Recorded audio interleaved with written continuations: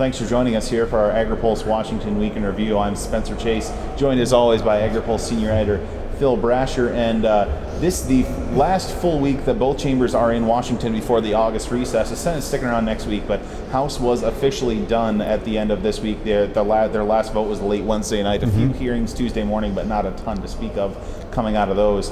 So really, these last couple of weeks, the last couple of weeks of July, Phil, we were talking about all the things that had to get done before this August recess. The main thing that did get accomplished is we've got some level of an agreement on House and Senate highway funding. The bickering there, not so much bipartisan as it was bicameral. The House and Senate couldn't come to terms on what they were going to end up doing, so now a 3-month extension that'll expire at the end of October. They'll deal with it then, I suppose. That's right. And on a lot of other things, a lot of issues that were maybe going to get dealt with in July got punted into September and October. Right. Well, one of the big ones is the budget. The new budget year starts October 1st. There are no appropriations bills enacted into law yet, so they're going to come back. They're going to have to do a stopgap a bill we call a continuing resolution that'll keep the government funded after October 1st while they continue to debate how much to spend. That's the bottom line issue. Right. And there are all sorts of policy issues that get tied up with the budget as well. So that's the biggest overarching issue, and that's really important to agriculture too, not just because of the spending, but because that's where Republicans want to try to address a number of regulatory issues. Again, the budget, we're going to be talking about that for the rest of the year probably. Another big issue that's gotten punted to the fall, and this is something that many people would have liked to have gotten done out of the way in July, and that's the country of origin labeling law. And Spencer, you got involved and been watching that for the last several weeks. That's been something we've been covering for a while here at Agri-Pulse, and that's something that a lot of people wanted to see taken care of in July, because if World Trade Organization timelines had worked out perfectly, and they usually run late on a little bit of things, but if things had worked out perfectly there, then retaliation from Canada and Mexico due to country of origin labeling could have come down at some point in August, when there was no legislators in town to repeal the law that could potentially stop that retaliation. So a lot of people were hoping that COOL could be addressed at some point in July.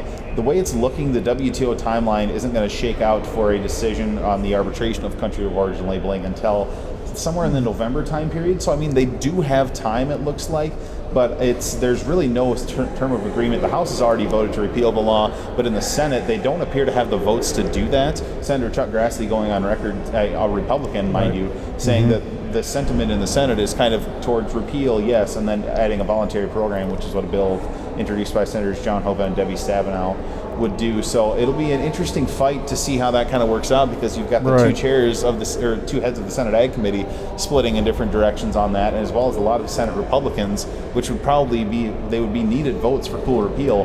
They're going towards that voluntary program. So who knows how that's going to shake out? But I'm betting there's going to be quite a few Senate conference calls on that issue during the month of August. Right. It's a very difficult issue because it comes down to that definition of what is a product of the United States, and can a foreign-born calf or hog count as a product of the U.S.? In Canada, they can, and in the United States, under our current labeling law, they cannot.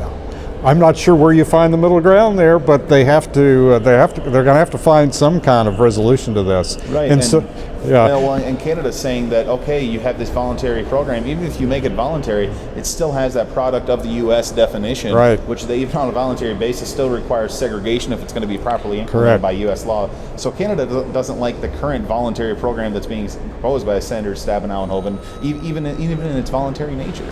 Right, and as we know, members of Congress are human, and they tend to not act until they absolutely have to. And so, yeah, we could see this. They want to deal with it in September. They could go a little longer than that. Don't be surprised. A couple other things to mention that they are going to have to deal with when they come back. One, they have the Senate Agriculture Committee is going to start work on a reauthorization of child nutrition programs. This will include possibly some changes to the standards for school meals. There's a lot of pressure from the School Nutrition Association to roll back some of the standards that have been set under the law that was passed in 2010. So that action on that will start in September. The current law expires September 30th, but that'll probably be extended at least temporarily to give Congress some more time. Another big issue for this fall is GMO labeling. Bill passed the House this past week to preempt state GMO labeling laws. That now goes to the Senate, and we'll see what happens to that. But there's a lot of pressure on the Senate from the food manufacturers for them to do something to stop a Vermont law from taking effect next year. And another couple of issues. I mean, we're looking at things like tax extenders, finding a permanent solution for highway funding. I mean, it's going to be a busy couple of months on Capitol Hill. So the lawmakers probably definitely looking forward to their vacation, because it's going to be the last one they're going to get for a while. They're going to be kind of nose to the grindstone when they get back to Capitol Hill. Also, we want to just briefly mention during the month of August, and really between now and November of 2016, at Agri-Pulse Communications, we're going to be looking at specifically the rural and farm policy angle of the presidential election, calling it the rural road to the White House. You may have already seen some articles on this nature on our website. We've got some folks that are just doing a great job covering the presidential candidates, because we really want to know, what do these candidates say on agriculture, and where are their stances on some important agricultural issues. And Phil, I understand that we're going to be looking at, using the month of August, since time when legislators aren't in town, and finding some of the finest fried food in America at places like the Iowa State Fair, to really just kind of take a deeper dive on some of these candidates. Pork chop on a stick. Absolutely. Yeah, Spencer, you're right. Yeah, we're going to be out in Iowa. Catching up with the candidates. Most of them are already scheduled to go through there that month. They're spending a lot of time. I've just ran into Congressman Young from Iowa. He's been taking some candidates around, and the senators as well. So that's the place to be, because of the caucuses, to get candidates on the record in so many of these issues.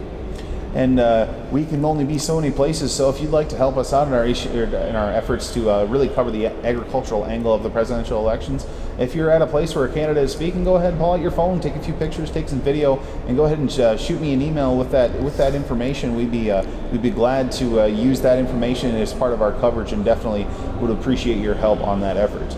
I think that's going to about do it for what we've got going on agriculturally speaking this week in Washington. So as always, we appreciate you tuning in. For Phil Brasher, I'm Spencer Chase. Have a good one.